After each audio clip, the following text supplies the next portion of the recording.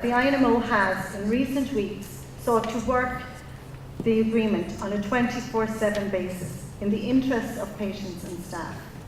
However, I have to report that while some managements continue to do everything possible to alleviate the overcrowding crisis, regrettably, others remain less engaged and lethargic.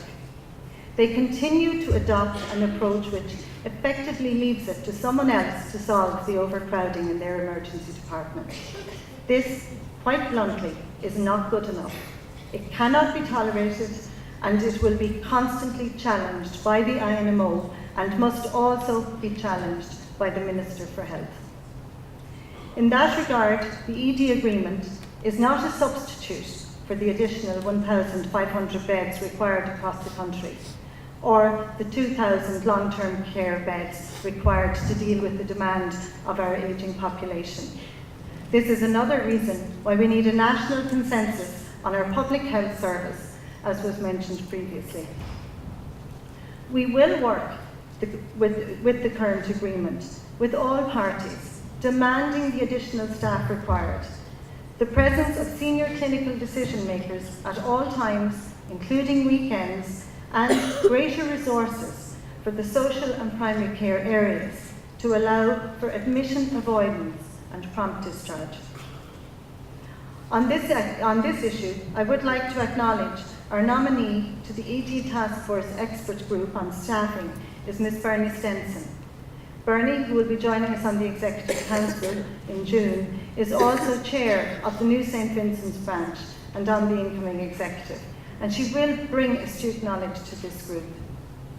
The WRC will undertake its third review of the implementation of the agreement on Monday, the 23rd of May.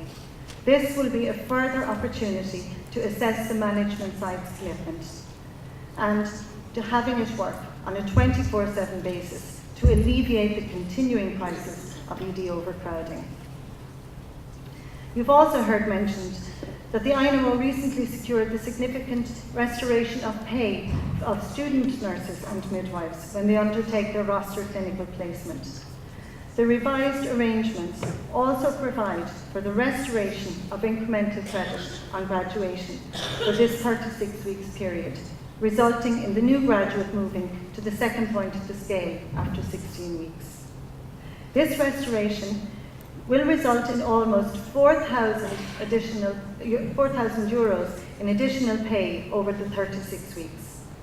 This represents a major step in correcting the unjust cuts experienced by our interns and graduates.